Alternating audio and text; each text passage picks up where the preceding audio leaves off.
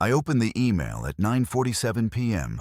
on a Tuesday night. Subject line, "You know me." The message body contained a single photograph. I recognized it immediately. I'd taken it myself 8 years ago, a hotel lobby in downtown Chicago. My client, a Fortune 500 CEO, standing next to his assistant. The angle, the lighting, the composition, all mine. That investigation had been completely confidential. The CEO's wife never knew. The board never knew.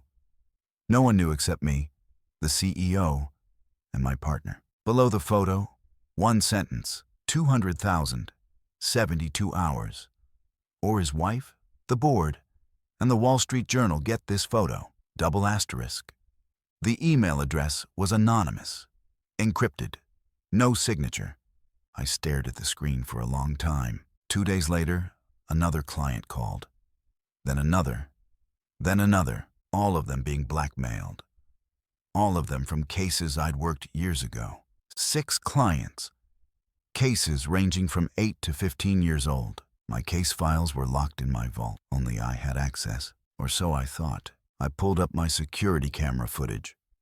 Rewound to 4 months ago, November 14th, 11:47 p.m. There he was, Warner, my partner. 22 years we'd worked together.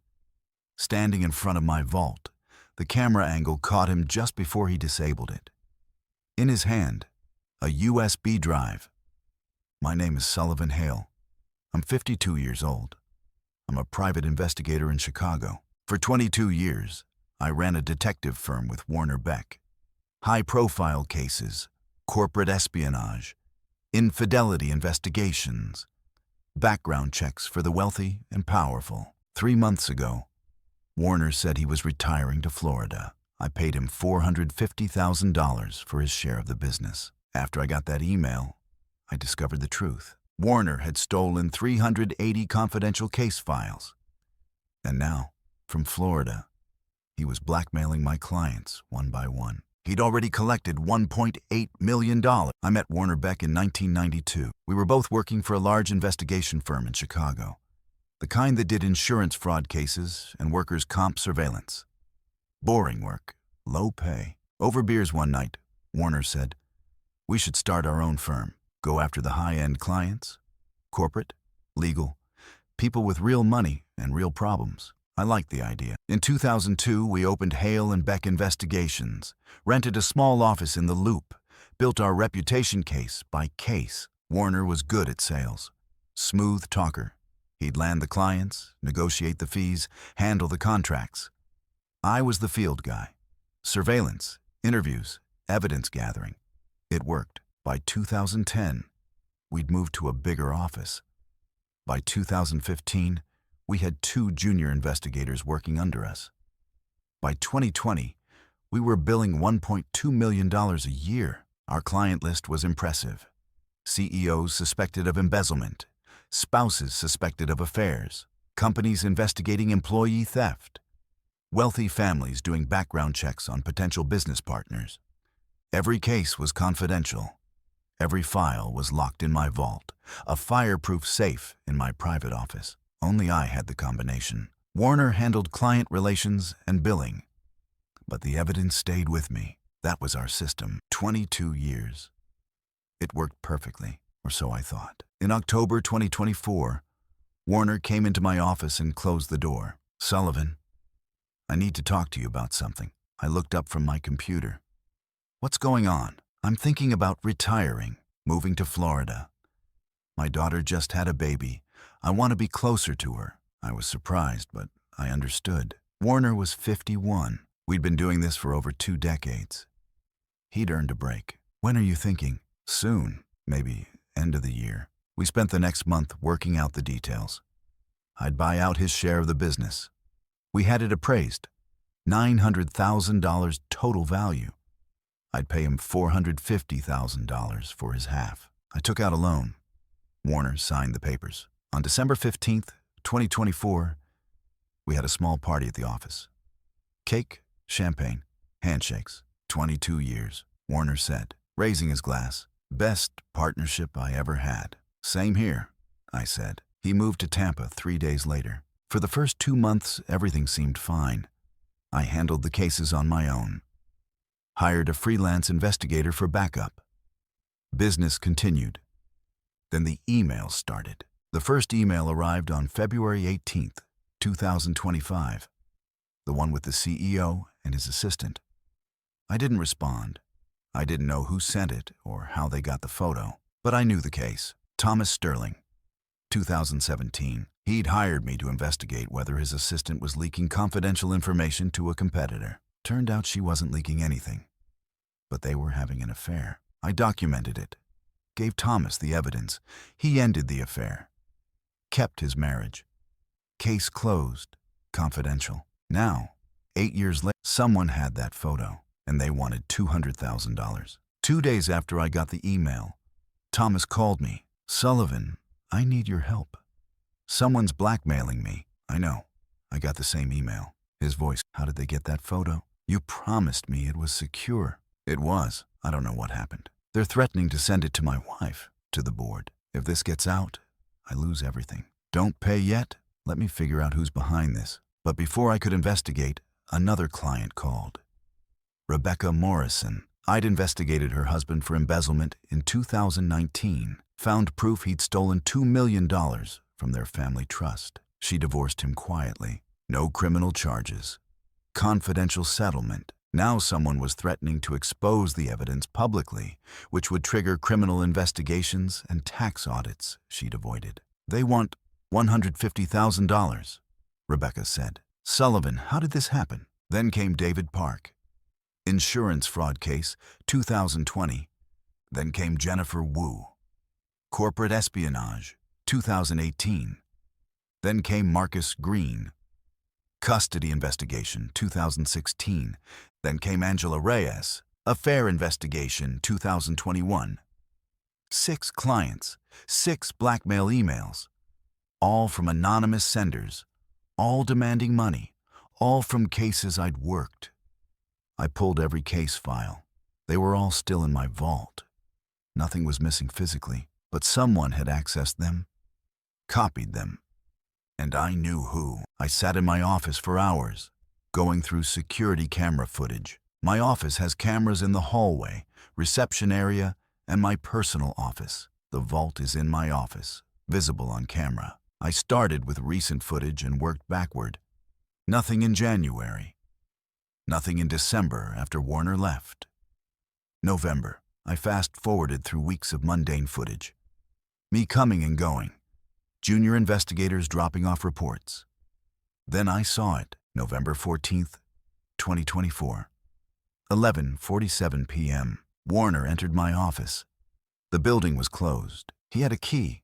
Of course he did. He'd been my partner for 22 years. He walked straight to the vault. Entered the combination. I watched him pull out file folders, one by one. He had a portable scanner on my desk. He scanned each page, put the files back. The process took 3 hours. At 2:52 a.m., he closed the vault, packed up the scanner, left. The next day, November 15th, was his last day in the office. He'd already given notice. We had our goodbye party on December 15th, but he'd stopped coming into the office after Thanksgiving, which meant he'd planned this. Scanned the files, then left. I checked the vault logs. My vault has an electronic lock with a backup log. Warner had accessed it 14 times in the month before he left, always late at night. Always when I wasn't there. I sat back in my chair, staring at the screen. 22 years, and he'd robbed me. I called Thomas Sterling first. "Don't pay," I said. "I know who's behind this." "Who?" "My former partner, Warner Beck." Silence. Then, "Your partner? The guy I met at your office holiday parties?" "Yes." "Sullivan, are you sure? I have security footage of him stealing the files." Thomas's voice turned cold. "So, this is your fault, your partner, your vault, your responsibility. I understand you're angry." "Angry? I'm being blackmailed because you couldn't keep my information secure. Do you know what this will do to me if it gets out? I'm going to stop him." "How?" "He's already sent the email. The deadline is in 48 hours. If I don't pay, he ruins my life. Give me time. I'll handle this. You better, because if this goes public, I'm suing you for every cent you have." He hung up. I called the other 5 clients. The conversations were similar. Anger, fear, threats of lawsuits. Rebecca Morrison was the only one who stayed calm. "Find him, Sullivan, and when you do, I want my money back. Every cent he took from me and everyone else. I will. And Sullivan, I'm not paying that blackmail. I'd rather go to prison than give that bastard another dime." After the calls, I sat in my office and stared at the wall. Warner had access to 380 case files. Confidential investigations spanning 22 years. Affairs, fraud, embezzlement, corporate espionage. If he was blackmailing 6 people, how many others had he already contacted? How many had paid quietly without telling me? I needed to find him. Fast. Warner's phone was disconnected. His email bounced. His Tampa address, a condo he'd supposedly rented, didn't exist. I hired a skip tracer. Gave her everything I had on Warner, social security number, bank accounts, credit cards. She called me back 2 days later. "Your guy's good at hiding, but not perfect. He's using a P.O. box in Clearwater, Florida. Registered to a shell LLC called Beck Consulting Services. I found a bank account under the same LLC. Deposits in the past 3 months total $1.8 million. $1.8 million. That meant he'd already collected from other victims before he started on my current clients. Can you track where the deposits came from? Wire transfers. 11 of them. All from different accounts. All in increments between $100,000 and $250,000. 11 victims. 11 people who'd paid him quietly, and now he was moving on to more. Anything else? I found a rental property, a house in Clearwater, lease under the same LLC. Address is 4782 Gulf Shore Drive. I wrote it down. "One more thing," she said. "I checked flight records. Warner flew to the Cayman Islands twice in the past 2 months. Short trips, 2 days each. Offshore accounts. He was stashing the money where it couldn't be traced." I thanked her. Hung up. Booked a flight to Tampa. I landed in Tampa on a Thursday morning. Rented a car. Drove to Clearwater. 4782 Gulf Shore Drive was a modest single-family home. 2 bedrooms, palm trees in the yard. Warner's car, a silver Lexus I recognized, was parked in the driveway. I knocked on the door. Warner answered. His face went pale when he saw me. "Sullivan, we need to talk." He hesitated, then stepped aside. "Come in." The house was sparsely furnished. Laptop on the kitchen table. Printer. Stacks of papers. I walked past him into the living room. Turned to face him. "6 of my clients are being blackmailed. You sent the emails." Warner didn't deny it. He just stood there, hands in his pockets. "How many others?" I asked. "What? How many other people have you contacted? How many paid you?" He looked at the floor. 17. 17 people. $1.8 million. He nodded. "Why?" Warner laughed bitterly. "Why? You really have to ask." "Yes. We were partners for 22 years. I paid you $450,000 when you left." "What the hell happened?" He walked to the kitchen. Poured himself a glass of water. Didn't offer me one. "You paid me $450,000 for half a business we built together. Do you know how much we made in 22 years? We split everything evenly." "No. You controlled the files. You controlled the evidence.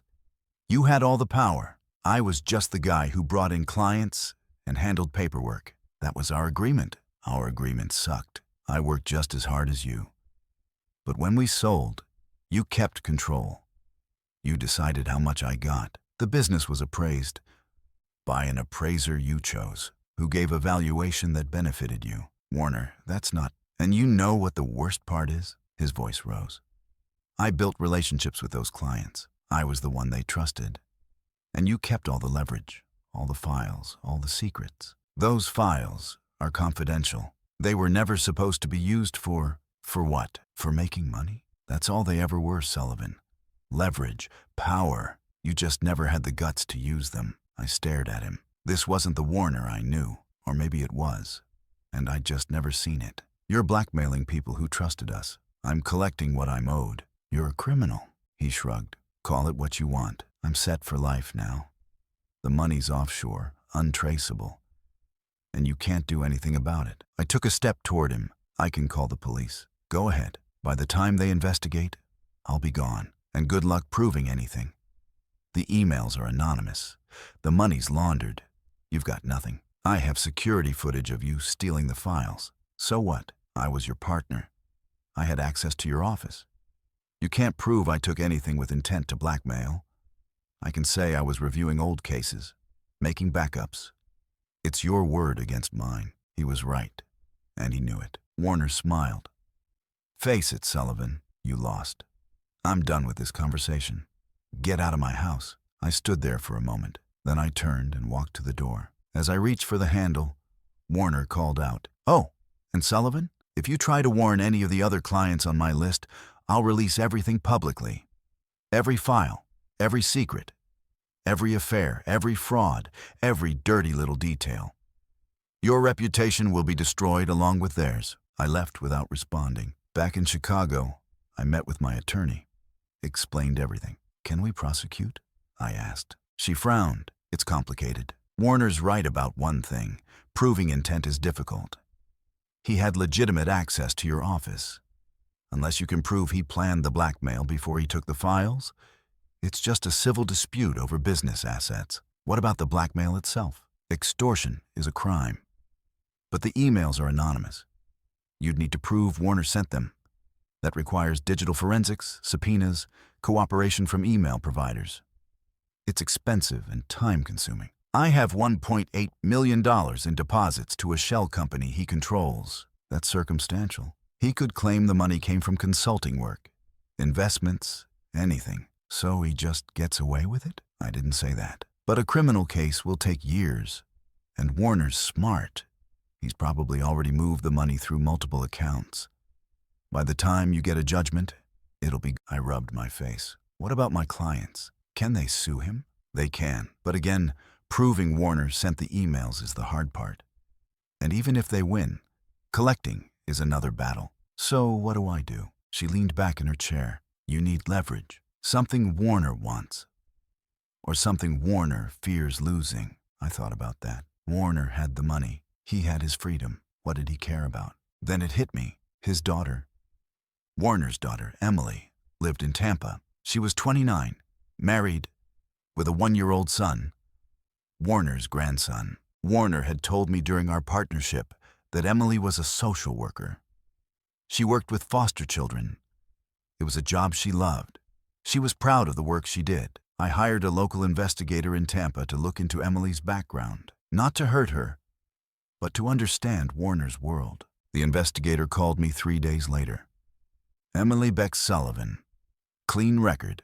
Good reputation. But here's something interesting. She works for the state. Her job requires a background check and a clean family history. If her father was convicted of extortion or fraud, she could lose her license. Are you sure? Positive. Social workers in Florida are held to high ethical standards. Family criminal history can disqualify them, especially for dishonesty. That was it. That was Warner's weakness. He'd stolen $1.8 million, but if prosecuting him meant his daughter lost her career, would he risk it? I called Warner. We need to talk again. I told you. I know about Emily. Silence. What about her? I know she's a social worker. I know her license depends on her family's clean record. And I know that if you're convicted of extortion, she loses everything. His voice turned cold. You leave my daughter out of this. Then let's make a deal. We met at a coffee shop in Clearwater. Neutral ground. Warner sat across from me, arms crossed. What do you want? The money, all of it. Return to every victim. That's not happening. Then I go to the police. I give them everything. The security footage, the bank records, the emails. And when you're arrested, Emily's career is over. His jaw tightened. You'd do that? Ruin her life to get back at me? No. You did that when you decided to become a criminal. I'm just making sure there are consequences. He stared at me. You're bluffing. Try me. We sat in silence for a long minute. Finally, Warner spoke. Even if I wanted to return the money, I can't. It's in offshore accounts. Cayman Islands. Moving it back would trigger investigations. I'd get caught anyway. Then we do it carefully, slowly, through your shell company. Refunds to the victims disguised as settlements from unrelated disputes. Over 6 months. No one will notice. And what do I get? You keep your freedom. Your daughter keeps her career. And I don't destroy your life. Warner leaned back. That's it? I give back everything, and you just let me walk away. You walk away with nothing. But you walk away. He thought about it.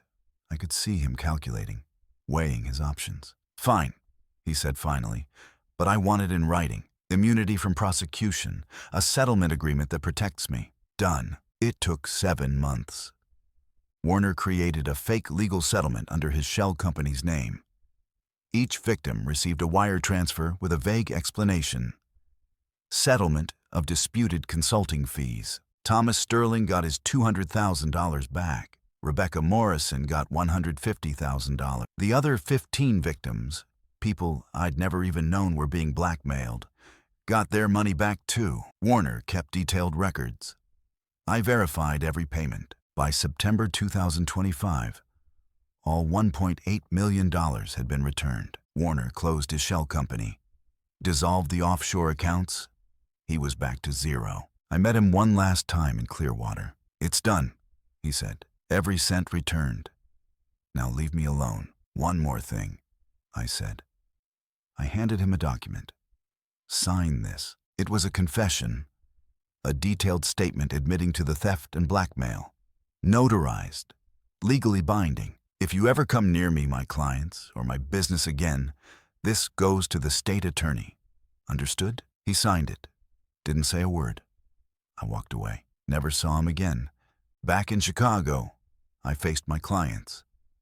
Some of them forgave me. Some didn't. 3 of them sued me for negligence. Failure to protect their confidential information. We settled out of court for a total of $180,000. Thomas Sterling never spoke to me again. Rebecca Morrison stayed in touch. She appreciated that I'd gotten her money back. I changed everything about my business. New vault, new security system, new protocols for file access. I hired a cybersecurity consultant to audit everything. I also hired an associate investigator, someone I could trust to share the workload. Someone younger, hungry, ethical. Her name was Kate Donovan. She reminded me of myself 20 years ago. The business survived. Barely, but it survived. I kept tabs on Warner through a contact in Tampa. He stayed in Clearwater for 6 months after our deal. Then he moved. No forwarding address. I heard from my Tampa contact that Warner tried to start a consulting business, some vague security consulting firm. It failed within 3 months. No clients, no reputation. He burned through his remaining savings. The $450,000 I'd paid him for the buyout, gambling, bad investments. By 2026, Warner was broke. Working as a security guard at a shopping mall in Fort Myers, his daughter Emily never knew what he'd done. I made sure of that. The confession I had him sign stayed locked in my new vault. As long as he stayed away, it would stay there. 2 years after Warner left, I was sitting in my office late one night. Kate had just finished a surveillance case. She dropped the report on my desk. Clean case, she said. Client's happy. Evidence is solid. Good work. She hesitated. I ask you something? Sure. Why do you keep everything in a physical vault? Why not digital backups? Cloud storage? I smiled. You heard about Warner. Everyone's heard about Warner. The vault didn't fail me. I failed to see who Warner really was. A digital system wouldn't have changed that. But it would have made it harder for him to steal, maybe. Or maybe he would have hacked it instead of scanning it. The point is, trust is the vulnerability, not the system. Kate nodded. So, how do you trust anyone? You don't. Not completely. You verify. You audit. You watch. And you accept that sometimes people you've known for decades will surprise you. She left. I sat there, thinking about Warner. 22 years. I'd trusted him with everything. My business, my reputation, my clients' secrets, and he'd betrayed all of it for money. But I'd gotten the money back. I'd protected my clients, and I'd kept my business alive. That was enough. 3 years after Warner left, I got a letter. No return address. Postmarked from somewhere in Georgia. Inside, a single handwritten note. Sullivan, I'm sorry. I know it doesn't mean anything now, but I thought about Emily every day. Thank you for not destroying her life to punish me. I deserved worse. -W. I read it twice. Then I put it in my desk drawer. I thought about responding, writing back, asking him if he'd learned anything, if he regretted it, if he'd changed. But I didn't. Some people don't change. They just get caught. And Warner had gotten caught. The only reason he'd apologized was because I'd had leverage. His daughter's career. Without that, he'd still be blackmailing people. Still be in the Cayman Islands, living off stolen money. I threw the letter away. Today, Hale Investigations is still running. Just me and Kate now. We're selective about our clients. Careful about our cases. I still keep files in a vault. But now, Kate has access too. Shared responsibility. Shared accountability. Warner's gone. His confession is still locked away. I check on Emily sometimes. She's still a social worker, still helping kids, still unaware of what her father almost cost her. And me? I'm 55 now, 3 years older. A lot wiser. I've learned that trust is earned in inches and lost in miles. That partnerships are only as strong as the weakest person's ethics. And that secrets, other people's secrets, are the most dangerous currency in the world. Warner taught me that, and I'll never forget it. My name is Sullivan Hale. I'm a private investigator in Chicago. For 22 years, I trusted my partner with everything. He stole 380 confidential files and blackmailed my clients for $1.8 million. I got the money back. I protected my clients, and I made sure he could never do it again. But I lost something too. The belief that loyalty lasts, that friendship matters, that 2 decades of working side by side means something. Warner proved me wrong, and that's a lesson I'll carry for the rest of my life. This is my story.